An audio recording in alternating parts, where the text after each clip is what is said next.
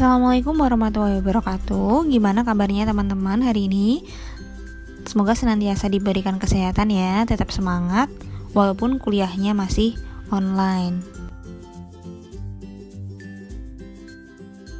Baiklah, kalau tidak salah minggu kemarin kita sudah membahas ya terkait dengan investasi saham, di mana untuk metode pencatatannya sendiri itu ada dua, yaitu ada metode biaya dan juga ada metode ekuitas. Untuk hari ini kita akan fokus untuk bagaimana sih pencatatan untuk laporan konsolidasi dengan menggunakan metode biaya atau cost method. Selanjutnya, kapan sih perusahaan itu menggunakan metode biaya dan kapan perusahaan menggunakan metode ekuitas? Pada dasarnya teman-teman, ini sudah diatur di PSAK nomor 15 yang membahas terkait akuntansi untuk investasi, di mana di dalam PSAK nomor 15 itu kan sudah dijelaskan bahwasanya untuk metode pencatatan investasi saham itu dibagi jadi dua, ada metode biaya dan juga metode ekuitas. Penentuan kapan menggunakan metode biaya dan kapan menggunakan metode ekuitas itu dilihat dari jumlah persentase kepemilikan sahamnya. Sebagaimana yang teman-teman lihat di slide di sini. Jadi, ketika kepemilikan sahamnya itu kurang dari 20%, maka metode yang dipakai itu adalah metode biaya. Di mana dikatakan bahwasanya ketika kepemilikan itu kurang dari 20%, dianggap induk perusahaan tidak memiliki pengaruh signifikan, sehingga metode yang dipakai di sini adalah metode biaya. Kemudian ketika kepemilikan sahamnya itu rentang range-nya berkisar antara 20-50%, maka metode yang dipakai adalah metode ekuitas. Dan ketika kepemilikan ini berada di range tadi 20-50%, maka diasumsikan bahwasanya induk perusahaan memiliki pengaruh signifikan terhadap anak perusahaan.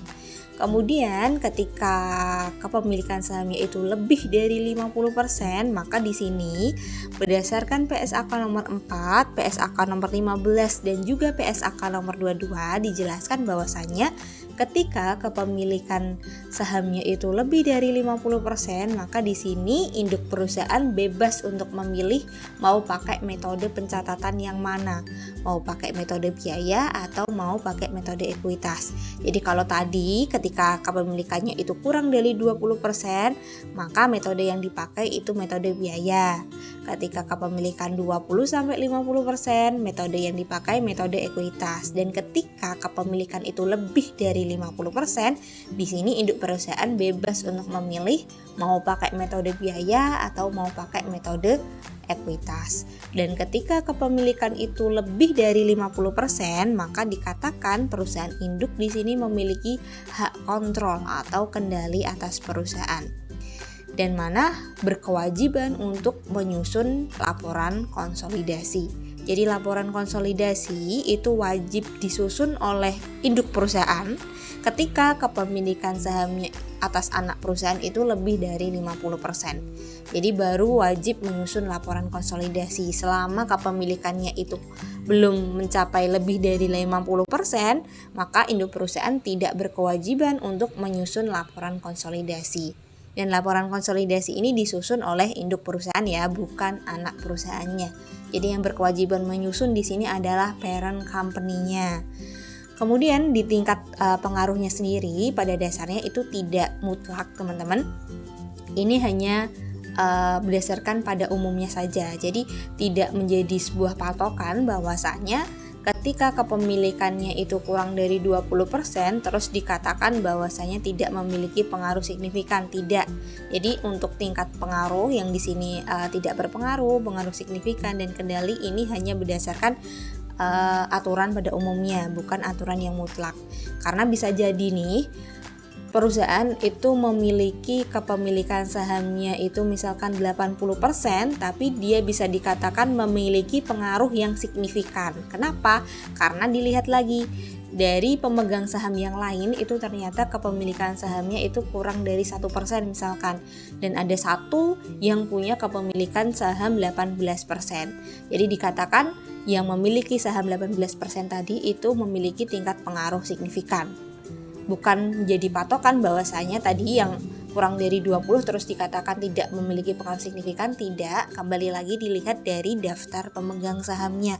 Kalau ternyata itu yang paling besar nih, sahamnya yang paling besar walaupun itu dia kurang dari 20%, tapi dia bisa dikatakan bahwasanya memiliki pengaruh yang signifikan. Jadi tingkat pengaruh di sini tidak menjadi sesuatu yang mutlak. Kembali lagi dilihat dari bagaimana persentase kepemilikan saham yang lainnya. Tetapi untuk metode yang dipakai itu sudah diatur di PSAK nomor 16. Kalau misalnya persentase kepemilikannya 20% itu pakainya metode biaya, kepemilikannya 20 sampai 50% itu pakai metode ekuitas, dan ketika kepemilikan sahamnya itu lebih dari 50%, maka perusahaan bebas untuk memilih mau pakai metode ekuitas atau mau pakai metode biaya, dan perusahaan berkewajiban menyusun laporan konsolidasi. Oke, yang dimaksud dengan pengaruh signifikan berdasarkan PSAK nomor 15 dikatakan nih, perusahaan itu memiliki pengaruh yang signifikan ketika perusahaan itu memiliki kekuasaan untuk ikut berpartisipasi dalam kebijakan keuangan dan operasional dari investi. Kemarin kan teman-teman sudah belajar ya, investi itu apa? Jadi investi itu kan perusahaan yang diambil alih.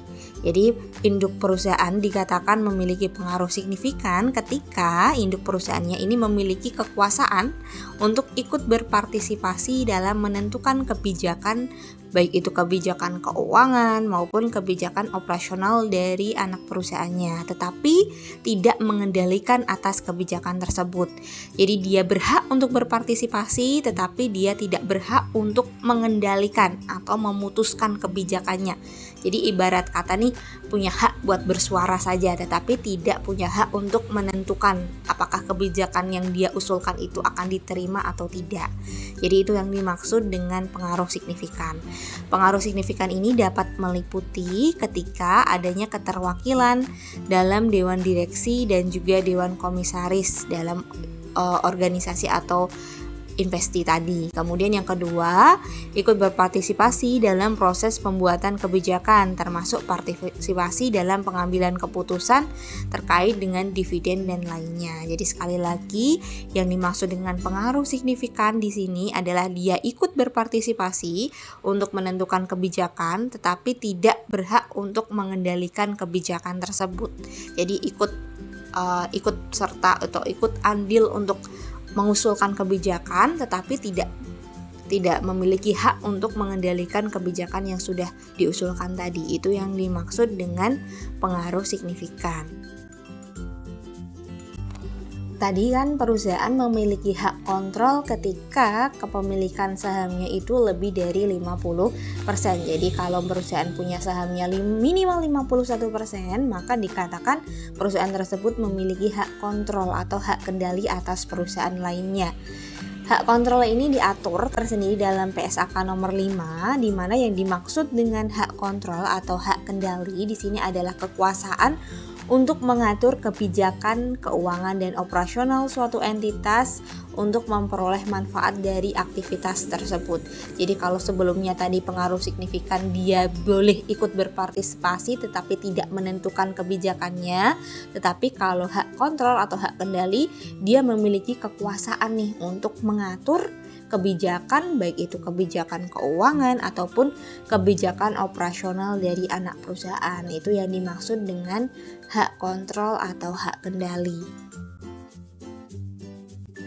Selanjutnya, ketika tadi si induk perusahaan memiliki hak kontrol, maka induk perusahaan juga berkewajiban untuk menyusun yang namanya laporan konsolidasi.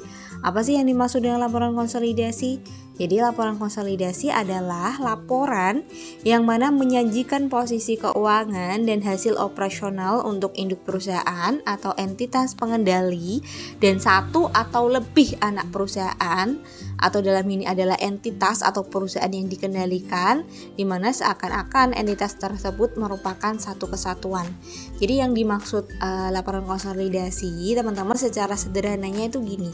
Jadi induk perusahaan itu membuat laporan keuangannya sendiri, anak perusahaan juga membuat laporan keuangan sendiri, dan yang dimaksud dengan laporan konsolidasi adalah gabungan dari laporan keuangan yang sudah dibuat induk dengan laporan keuangan yang sudah dibuat oleh anak perusahaannya. Jadi digabungkan menjadi satu, yaitu menjadi laporan konsolidasi. Siapa yang berkewajiban membuat laporan konsolidasi? Yang berkewajiban adalah si induk perusahaan atau si parent company-nya. Jadi parent company di sini yang berkewajiban untuk menyusun laporan konsolidasi. Dan PSAK yang mengatur terkait laporan konsolidasi ini adalah PSAK nomor 65. Jadi nanti akan saya sharekan di grup kelasnya terkait dengan draft untuk PSAK nomor 65. Apa sih kegunaan atau tujuan dari menyusun laporan konsolidasi? Jadi kegunaan menyusun laporan konsolidasi sendiri, yang pertama itu akan memberikan gambaran tentang sumber daya perusahaan hasil gabungan yang mana di bawah kendali induk perusahaan. Jadi memberikan gambaran nih kepada investor ataupun pihak-pihak eksternal lainnya terkait dengan sumber daya gabungan, hasil gabungan dari induk perusahaan dan anak perusahaannya. Kemudian yang kedua, memberikan informasi terkini bagi manajemen induk perusahaan, baik itu mengenai operasi gabungan dari entitas konsolidasi maupun dari perusahaan individual yang membentuk entitas konsolidasi.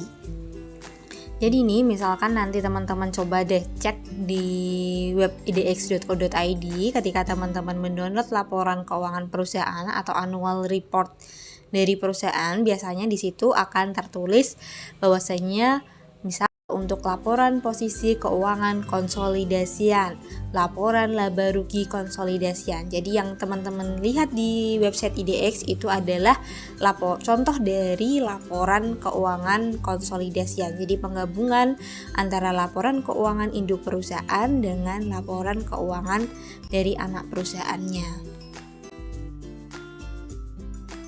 Oke, selanjutnya kita masuk ke prosedur penyusunan laporan konsolidasi. Jadi teman-teman, untuk prosedurnya sendiri ini sudah diatur juga di PSAK nomor 65 tentang laporan konsolidasi. Jadi nanti bisa teman-teman simak juga di dalam PSAK-nya ya. Jadi prosedur pertama yang harus dilakukan itu adalah mengeliminasi akun-akun timbal balik atau yang biasa dikenal juga dengan akun resiprokal. Apa sih akun-akun timbal balik ini? Jadi akun timbal balik ini secara sederhananya adalah segala macam transaksi yang mana melibatkan entitas induk dan juga entitas anak. Dimana pas pertemuan pertama mungkin teman-teman juga sudah pernah saya jelaskan ya, bahwasanya ketika perusahaan itu melakukan konsolidasi, maka entitas induk dan juga entitas anak akan menjadi satu kesatuan ekonomi. Sehingga karena tadi dia merupakan satu kesatuan, maka segala transaksi yang timbul akibat dari entitas induk dan juga entitas anak, jadi transaksi yang melibatkan entitas induk dan juga entitas anak, itu harus kita eliminasi. Contoh sederhananya itu seperti ini. Misalkan ibunya teman-teman itu punya warung. Karena mungkin kesibukan dari ibu, kemudian meminta teman-teman buat masak mie, ambil mie di warung. Tidak mungkin kan mie yang teman-teman ambil kemudian dicatat sebagai hutang teman-teman ke ibunya teman-teman? Kan enggak. Ya, itulah sama halnya dengan konsep konsolidasi. Jadi ketika transaksi yang melibatkan entitas induk dan entitas anak itu harus dieliminasi karena tadi kita sudah menjadi satu kesatuan ekonomi. Jadi segala hal transaksi yang melibatkan induk dan anak harus dihapuskan atau dieliminasi. Kemudian setelah kita mengeliminasi akun timbal baliknya, baru langkah selanjutnya kita susun kertas kerjanya atau worksheet-nya. Jadi ketika kita menyusun worksheet, nanti kita akan menjumlahkan aset, liabilitas, ekuitas, dan lain sebagainya dari induk dan juga anak. Jadi misalkan nanti kas anak itu 1 juta, kas induk 2 juta. Jadi di laporan konsolidasi kasnya akan menjadi 3 juta. Konsepnya nanti seperti itu.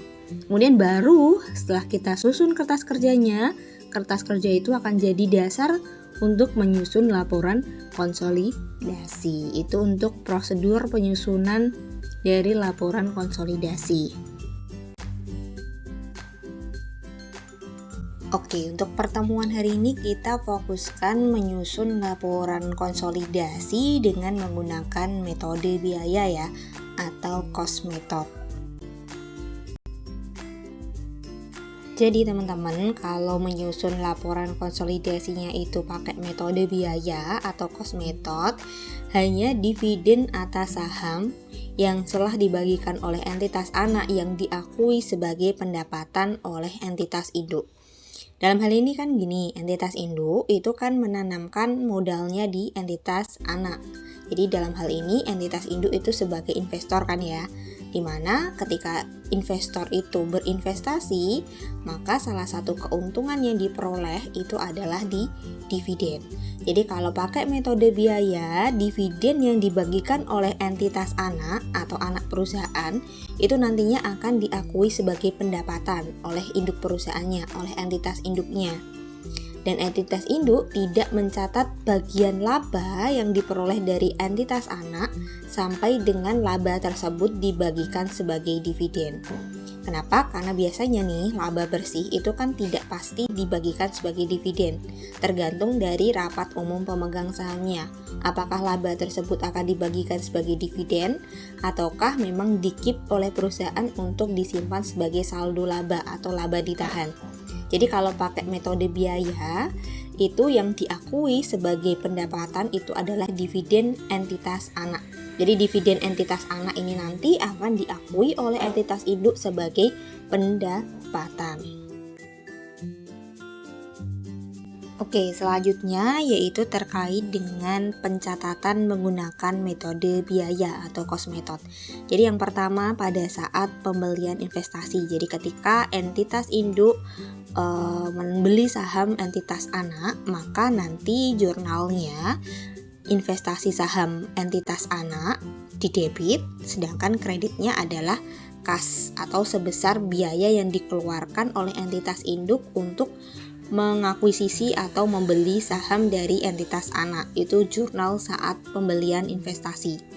Kemudian yang kedua, pada saat perusahaan anak atau anak perusahaan ini memperoleh laba atau rugi, kalau dalam metode biaya, transaksi tersebut tidak perlu dicatat. Jadi ketika entitas anaknya itu melaporkan laba atau rugi di akhir periode, maka kalau pakai metode biaya, transaksi tersebut tidak perlu dicatat oleh entitas induk.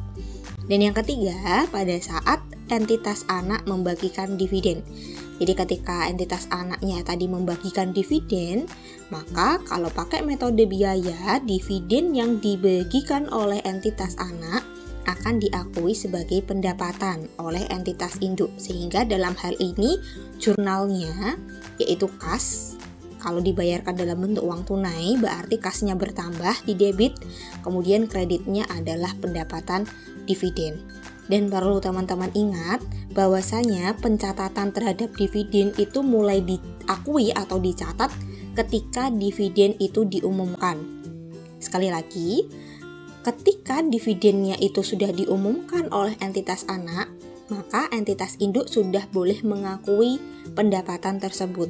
Jadi ketika diakui, misalkan ya, entitas induk itu mengumumkan, misalkan tanggal 1 Juli entitas induk itu mengumumkan akan membayarkan dividen kepada para pemegang sahamnya itu 1 Desember misalkan.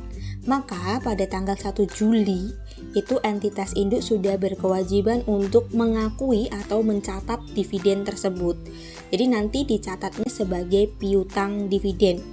Jadi jurnalnya, maka nanti jurnalnya di debit itu piutang dividen, di kreditnya pendapatan dividen. Itu mulai diakui 1 Juli. Sedangkan ketika dibayarkan, ketika pembayaran dividen di tanggal 1 Desember, maka jurnal yang harus dibuat Karena sudah dibayarkan, maka di debit itu kas, sedangkan di kreditnya piutang dividen. Jadi sebelumnya itu diakui sebagai piutang karena belum dibayarkan. Jadi kalau mencatat dividen itu seperti itu. Dividen diakui ketika sudah diumumkan, bukan ketika dibayar loh ya. Jadi ketika sudah diumumkan bahwasannya perusahaan akan membayarkan dividen tanggal 1 Desember, maka sudah berkewajiban untuk mengakui dividen tersebut. Kemudian yang keempat yaitu apabila dividennya itu berasal dari laba ditahan sebelum kepemilikan, jadi sebelum entitas induk itu memiliki entitas anak, maka akan dicatat sebagai pengurang harga perolehan investasi. Jadi jurnalnya kas di debit, kemudian di kreditnya adalah investasi saham entitas anak dengan ketentuan ketika laba ditahannya itu berasal dari sebelum kepemilikan. Jadi kalau sebelum kepemilikan, maka jurnalnya dividen tadi akan mengurangi investasi saham entitas anak. Tetapi kalau laba ditahan yang untuk membagikan dividen itu diambil setelah kepemilikan, maka nanti jurnalnya akan diakui sebagai pendapatan dividen. Itu untuk metode pencatatan menggunakan cost method. Oke, kita masuk ke latihan soal ya. Di sini pada tanggal 1 Januari 2016, PTA membeli 80% saham PTB dengan harga 1 juta. Jadi dalam soal kita sudah tahu ya bahwasanya entitas induknya itu PTA, sedangkan entitas anaknya adalah PTB. Dan ketika melakukan pembelian saham PTB, diketahui pada waktu itu struktur modal dari PTB itu terdiri dari modal sahamnya 1 juta dan juga laba ditahan 200.000. Selama tahun 2016 diketahui transaksi yang berkaitan dengan PTB yaitu yang pertama ketika semester 1 tahun buku 2016 PTB melaporkan keuntungan sebesar 200.000. Sedangkan di semester 2-nya PTB melaporkan kerugian sebesar 50.000. Kemudian di sini PTB mengumumkan akan membagikan dividen. Pengumumannya itu 1 November dan dividennya akan dibayarkan 1 Desember, di mana dividen yang dibayarkan adalah sebesar 100.000. Selain itu juga diketahui di soal bahwasanya kalau PT tadi kan terkait transaksi PTB ya, sekarang untuk transaksi PTA di mana PTA di sini memperoleh laba sebesar 250.000. Dan di sebelah kanan di sini adalah neraca terkait dengan kedua belah perusahaan, ada PTA dan juga PTB. Di latihan soal ini saya buat singkat, di mana di sini langsung global ya, ada macam-macam aset. Pada umumnya biasanya nanti kan harusnya dirinci, ada kasnya berapa, piutangnya berapa, perlengkapannya berapa. Karena ini untuk latihan soal, jadi saya gabungkan langsung ke dalam akun macam-macam aset. Jadi gini diketahui neraca untuk PTA dan juga PTB.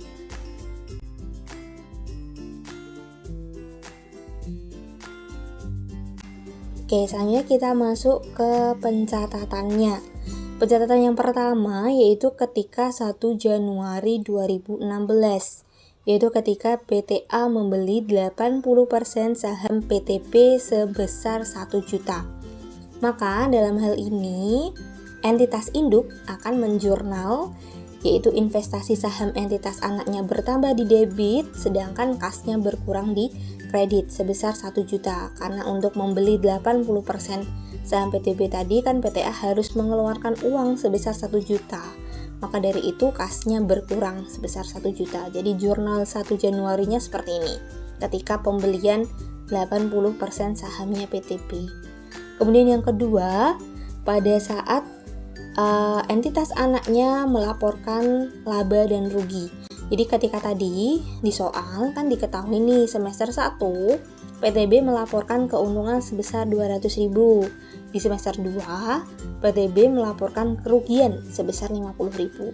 Kalau pakai metode biaya atau cost method, laba atau rugi entitas anak itu tidak perlu di jurnal.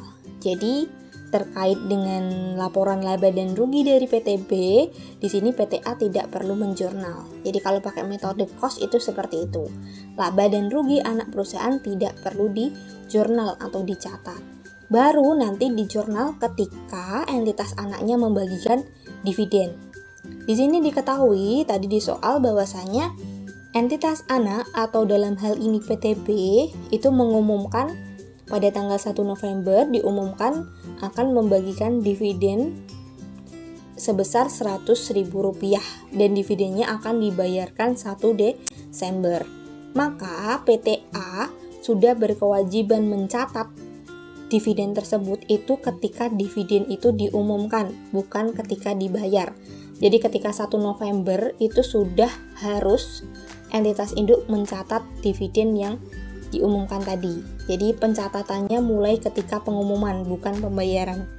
Jadi untuk 1 November 2016, jurnal yang dibuat oleh entitas induk atau PTA yaitu piutang dividen di debit, kemudian di kreditnya pendapatan dividen. Kenapa kok piutang? Karena tanggal 1 November itu belum dibayarkan, jadi belum dapat uang. Oleh karena itu dicatatnya sebagai piutang dividen.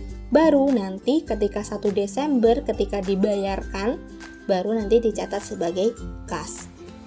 Jadi untuk jurnalnya, untuk tanggal 1 November 2016, jurnalnya berarti piutang dividen di debit, kreditnya adalah pendapatan dividen. Sebesar berapa? Sebesar 80.000. Kok bisa 80.000? Ingat, kalau tadi PTA hanya membeli 80%, bukan 100%. Jadi dari 100.000 yang dibagikan ke seluruh pemegang sahamnya, maka haknya PTA hanya 80%. Jadi 80% dikalikan dengan 100.000, sehingga dividen yang diakui oleh PTA yaitu sebesar 80.000. Baru nanti ketika tanggal 1 Desember, ketika pembayaran, maka PTA itu mencatat jurnalnya kas, karena sudah diterima kasnya berarti bertambah di debit, kemudian di kreditnya adalah piutang dividen. Karena sebelumnya tadi dicatat sebagai piutang, dan ketika sudah dibayarkan, berarti piutangnya kan berkurang, sehingga jurnalnya kas di debit, piutang dividen di kredit. Ini untuk pencatatan terkait dengan metode biaya atau cost method. Baiklah, selanjutnya kita akan menyusun laporan konsolidasi untuk tanggal pertama, yaitu tanggal 1 Januari 2016. Jadi laporan konsolidasi sesaat setelah PTA membeli 80% sahamnya PTB. Langkah yang pertama yang harus dilakukan yaitu melakukan jurnal eliminasi. Jadi mengeliminasi akun-akun timbal balik atau akun-akun resiprokal yang mana melibatkan transaksi antara entitas induk dan juga entitas anak. Yang harus kita eliminasi yang pertama adalah modal saham dari entitas anak. Di soal tadi sudah diketahui bahwasanya modal sahamnya PTB itu sebesar 1 juta. Dari 1 juta itu yang menjadi haknya PTA yaitu sebanyak 80%. Jadi kita kalikan 80% dikali dengan 1 juta. Kalau modal saham berkurang itu di sisi debit. Jadi di debitnya di sini kita jurnalkan modal saham di sebelah debit sebesar 800.000, sedangkan di kreditnya adalah investasi saham entitas anak atau dalam hal ini investasi saham PTB sebesar 800.000. Jadi dari 1 juta itu yang menjadi haknya PTA yaitu 800.000. Selain modal saham, yang kedua yang harus kita eliminasi yaitu ada saldo laba atau laba ditahannya. Di soal diketahui untuk laba ditahan PTB itu sebesar 200.000. Jadi laba ditahan tanggal 1 Januari 2016 itu diketahui PTB laba ditahannya 200.000. Dari saldo laba 200.000 ini yang menjadi haknya PTA itu adalah 80%. Jadi sama seperti modal saham, kita kalikan saldo labanya dengan 80% sesuai dengan persentase kepemilikan dari PTA, yaitu 80%. Jadi 80% dikalikan 200.000 sehingga saldo laba yang menjadi bagian dari PTA adalah sebanyak 160.000. Jadi jurnalnya di debit saldo laba atau laba ditahan 160.000, di kreditnya investasi saham PTB 160.000. Jadi ini adalah eliminasi sesaat setelah terjadinya akuisisi atau pembelian saham tadi.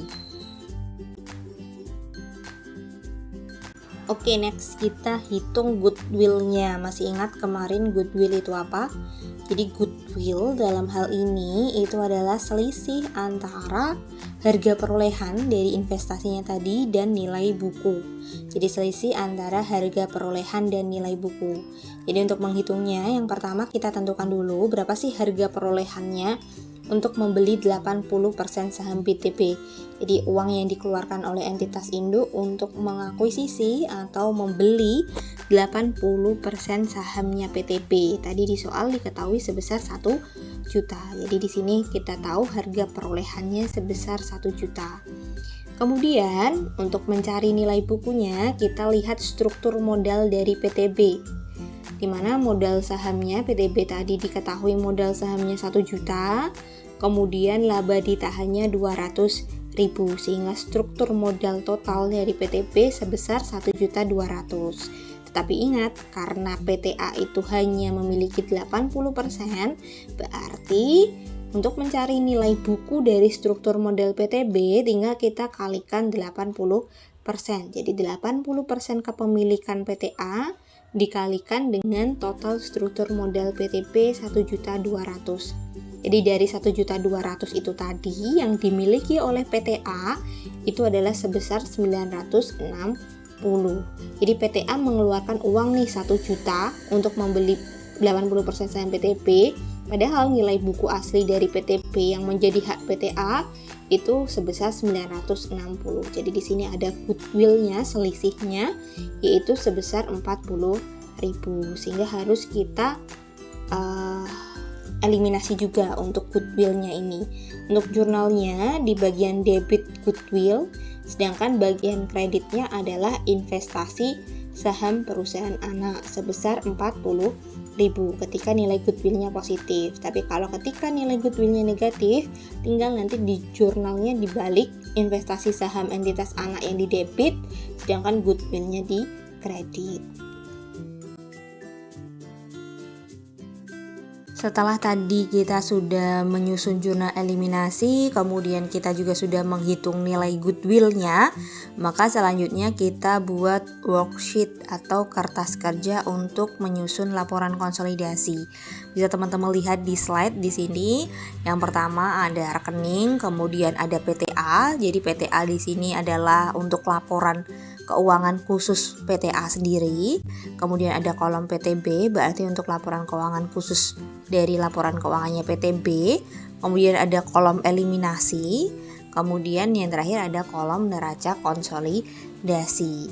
Jadi yang pertama di sini untuk rekeningnya dipisah jadi dua, yaitu dari sisi debit dan juga sisi kredit. Yang pertama di sini ada investasi saham PTB di kolomnya PTA sebesar 1 juta. Jadi di sini di laporan keuangannya PTA mencatat bahwasanya dia punya investasi saham di PTB sebesar 1 juta. Karena tadi sebelumnya PTA membeli 80% saham PTB sebesar 1 juta. Jadi 1 juta ini yang nyatet adalah PTA karena itu adalah bagian dari investasinya PTA. Jadi PTA mencatatnya sebagai investasi saham PTB sebesar 1 juta. Kemudian kita eliminasikan 1 juta. Kenapa dieliminasi? Karena ketika dua perusahaan ini sudah melakukan konsolidasi, maka kedua perusahaan ini adalah menjadi satu kesatuan entitas. Jadi tidak ada transaksi yang melibatkan kedua belah pihak. Karena sebelumnya kan 1 juta ini adalah transaksi pembelian atas PTB yang dicatat oleh dua belah pihak, maka karena itu harus dieliminasi. Jadi 1 jutanya gini kita eliminasi sehingga di neraca konsolidasinya itu kosong. Kemudian yang kedua di sini ada diferensial atau goodwill-nya, selisih antara harga perolehan dengan nilai bukunya. Sebelumnya sudah kita hitung bahwasanya untuk nilai goodwill-nya adalah 40.000. Jadi kita masukkan di bagian eliminasi. Di sini kita masukkan 40.000 karena nilai goodwill-nya kan positif. Jadi kita masukkan di sisi bagian debit. Karena sebelumnya belum ada di catatan PTA ataupun PTB, maka nanti akan kita masukkan ke bagian neraca konsolidasi di bagian debit sebesar 40.000. Kalau misalkan nanti goodwill-nya itu negatif, berarti nanti teman-teman pindahkan ke sisi kreditnya. Berhubung di sini soalnya ternyata goodwill-nya itu positif, jadi kita masukkan di bagian debitnya. Selanjutnya ada macam-macam aset atau aktivanya. Tadi di soal sudah diketahui bahwasanya macam-macam aset per 1 Januari 2016 untuk PTA sebesar 2.500.000, kemudian PTB sebesar 2 juta. Di sini belum ada perubahan apapun karena memang laporan konsolidasi ini disusun setelah terjadinya akuisisi atau pembelian 80% sahamnya tadi, sehingga tidak ada perubahan terkait dengan nominal asetnya. Jadi di sini PTA sebesar 2.500.000, kemudian PTB sebesar 2 juta, sehingga nanti di neraca konsolidasinya kita jumlahkan total aset dari PTA dan juga PTB, kita jumlahkan jadi 4.500.000. Jadi neraca konsolidasinya di sini penjumlahan dari total aset dari PTA dan juga PTB. Kemudian kita beralih ke sisi kreditnya.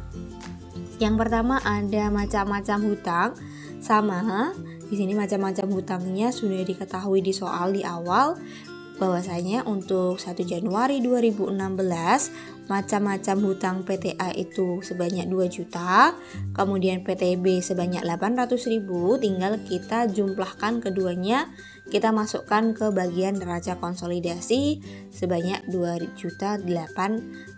Di sini kita masukkan ke sisi kredit karena hutang, modal, laba ditahan itu nanti masuknya di sisi kredit. Jadi kita masukkan di sisi kreditnya 2.800.000. Selanjutnya ada modal sahamnya PTA sendiri, di mana modal saham PTA sudah diketahui sebesar 1 juta, tidak ada perubahan di sini karena memang belum ada transaksi apapun, sehingga di sini untuk modal sahamnya itu tetap 1 juta. Begitupun untuk saldo labanya. Di sini saldo laba atau laba ditahannya PTA itu masih tetap sama, yaitu 500.000. Jadi kita tarik langsung ke bagian neraca konsolidasi, modal sahamnya 1 juta, saldo labanya 500.000, itu untuk yang PTA. Kemudian kita beralih ke PTB.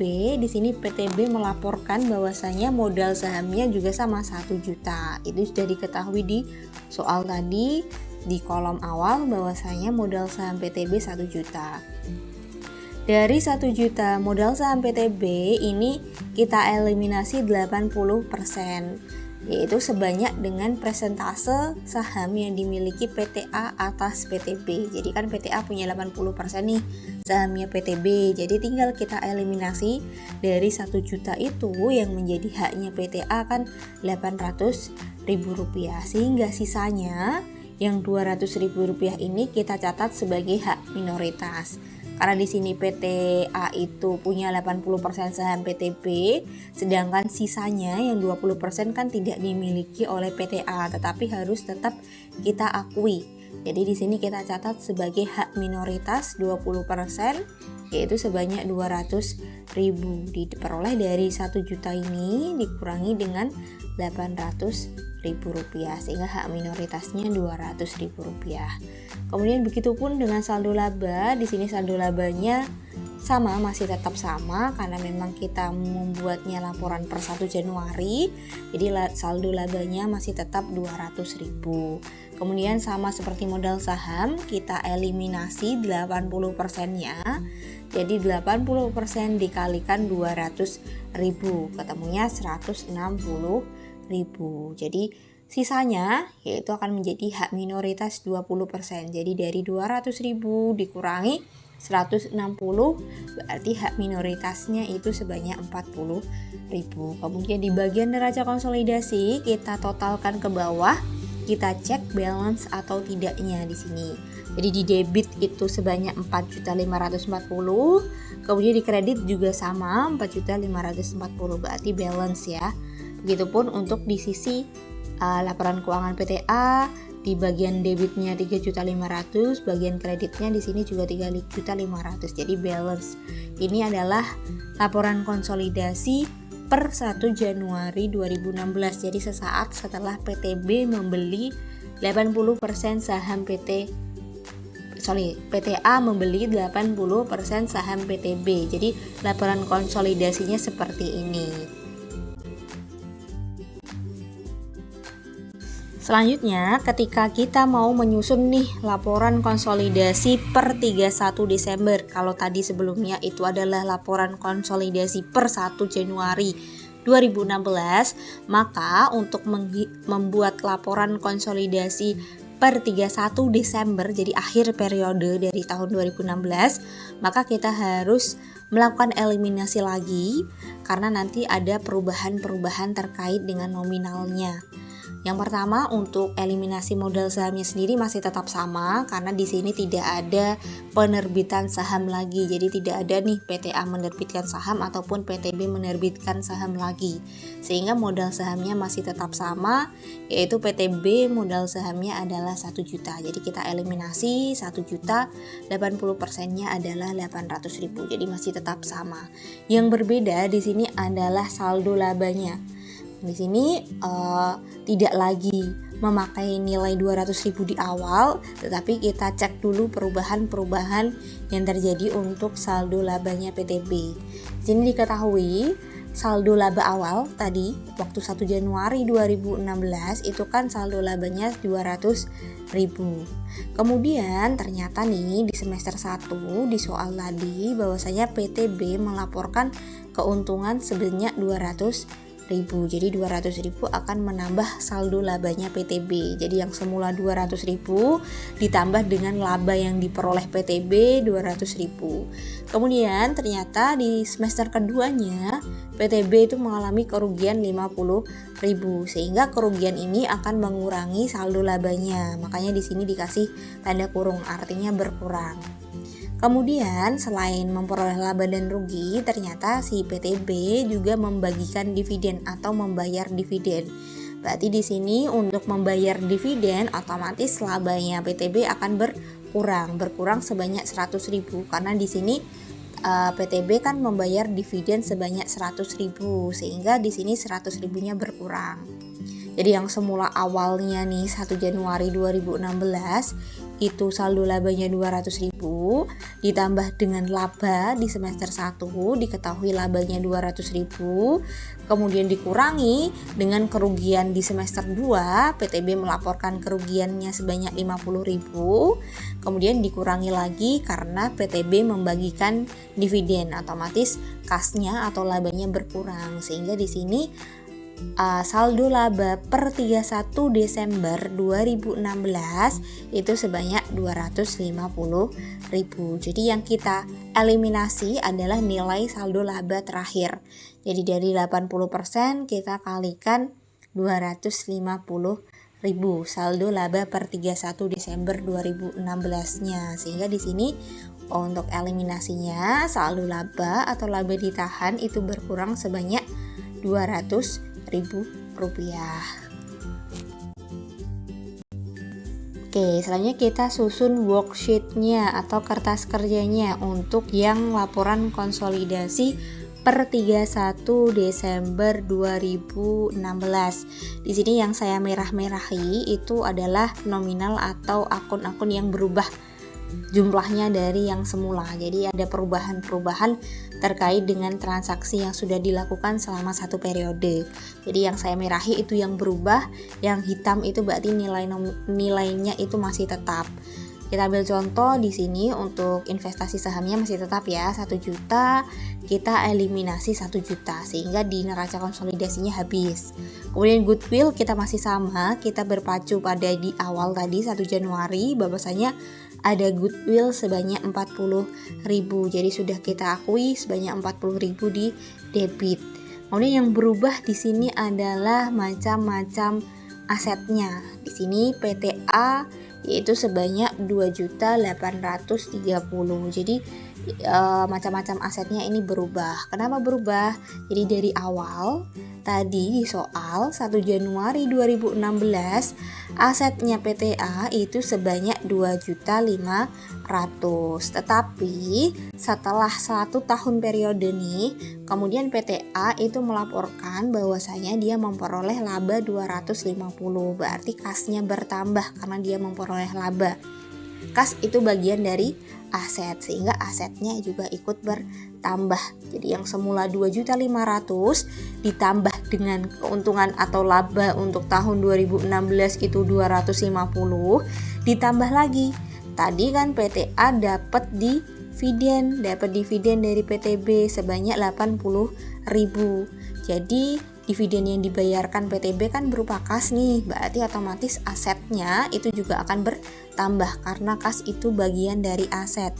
Jadi kita rinci, aset awalnya tadi itu 2.500.000 yang miliknya PTA, kemudian ditambah dari labanya PTA sendiri itu 250, ditambah bagian dividen dari PTB sebanyak 80.000 sehingga total asetnya PTA per 31 Desember 2016 itu menjadi 2.830.000. Begitupun dengan yang PTB. Jadi PTB kita rinci lagi nih. Di awal untuk aset PTB sendiri itu 1 Januari 2016 asetnya itu sebesar 2 juta. Kemudian kita tambahkan karena di soal diketahui di semester 1 itu PTB laba 200.000, berarti kita tambahkan di bagian asetnya.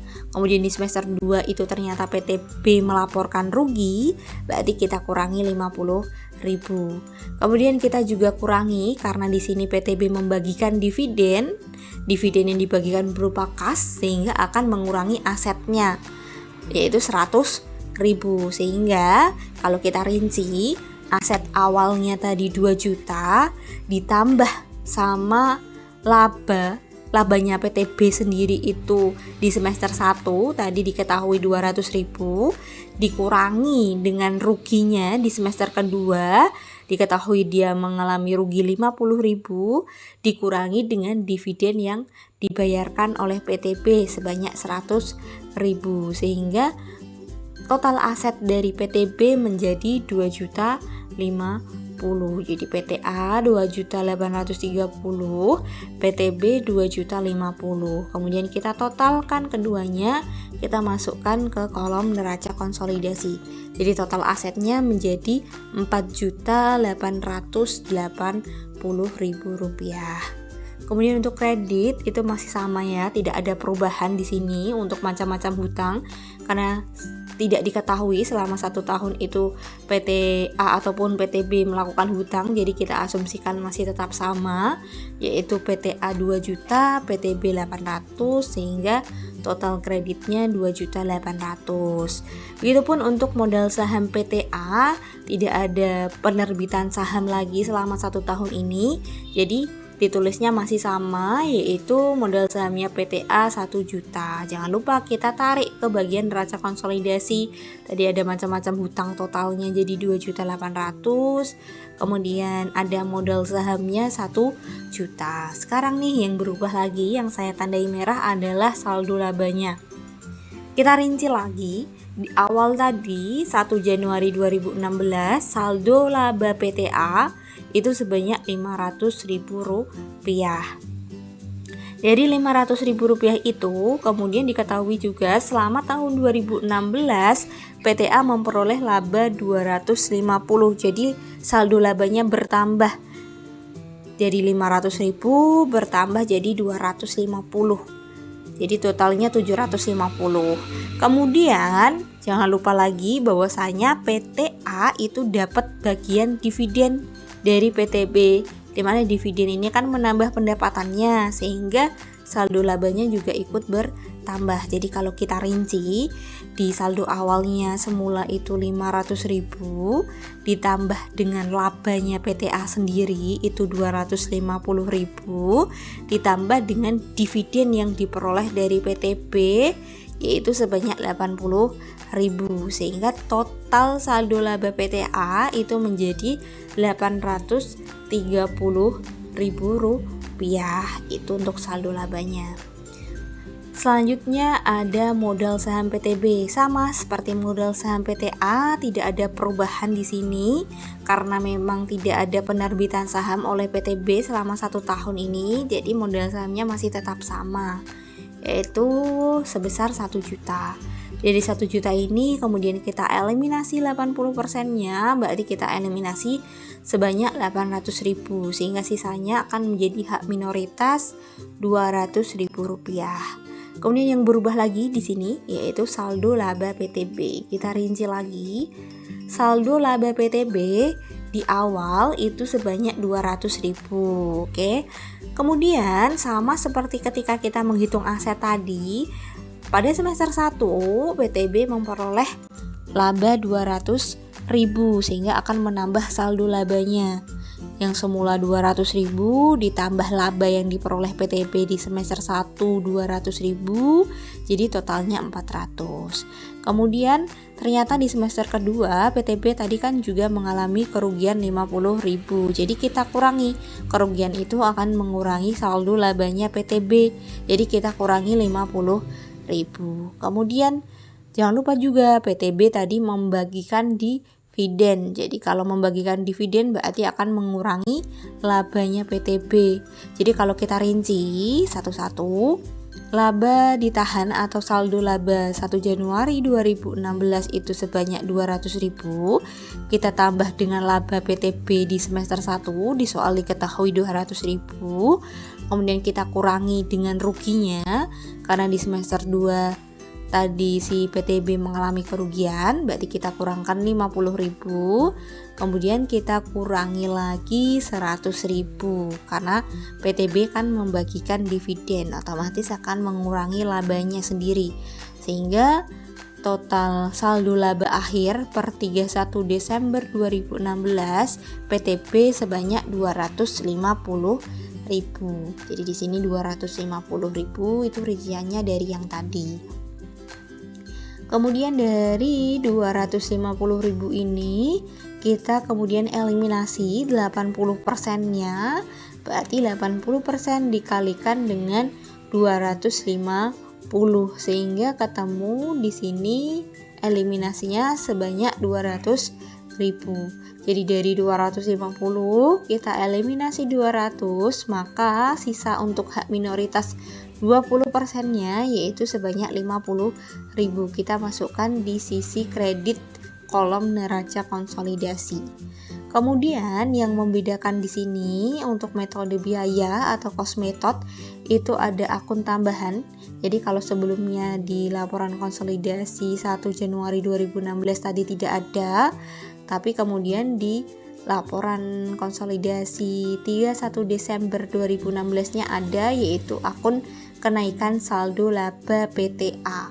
Jadi kenaikan saldo laba PTA yang mana merupakan bagian dari PTB. Jadi kita dasarkan dari saldo labanya PTB. Jadi gini, tadi di awal nih pas kita buat laporan konsolidasi 1 Januari 2016 kan diketahui kalau saya saldo laba PTB tadi di awal 200.000, tapi kemudian di akhir periode 31 Desember saldo labanya menjadi 250. Berarti di sini ada kenaikan saldo laba. Kenaikan saldo labanya yaitu sebanyak 50.000. Lah dari 50.000 kenaikan saldo labanya PTB yang menjadi haknya PTA itu adalah 80%-nya. Jadi tadi kan kenaikan nih saldo laba anak perusahaannya kan naik nih dari 200 menjadi 250, berarti naik 50.000. Lah dari 50.000 ini yang menjadi haknya PTA yaitu 80%-nya. Berarti 80% dikalikan 50.000-nya tadi. Sehingga di sini ada kenaikan saldo laba untuk PTA itu sebanyak 40.000. Jadi kenaikan saldo laba PTA ini diperoleh dari kenaikan saldo labanya si entitas anak atau PTP. Jadi didasarkan dari kenaikan saldo laba anak perusahaan, bukan dari kenaikan saldo labanya PTA sendiri. Jadi kita dasarkan dari kenaikan saldo labanya si PTP yang tadi naik 50.000. Dari 50.000 itu 80%-nya adalah 40.000, sehingga di sini ada tambahan akun kenaikan saldo laba PTA yaitu sebanyak 40.000. Kemudian tinggal kita jumlah untuk cek balance atau tidaknya. Seharusnya untuk debit kreditnya harus balance. Di sini debit kreditnya sudah balance, di mana debitnya 4.920, kemudian kreditnya juga 4.920. Jadi sudah balance. Ini adalah penyusunan untuk worksheet atau kertas kerja dari laporan konsolidasi. Silakan nanti teman-teman simak lagi pelan-pelan, dicatat, diresum. Kemudian kalau ada yang belum dipahami silahkan bisa ditanyakan.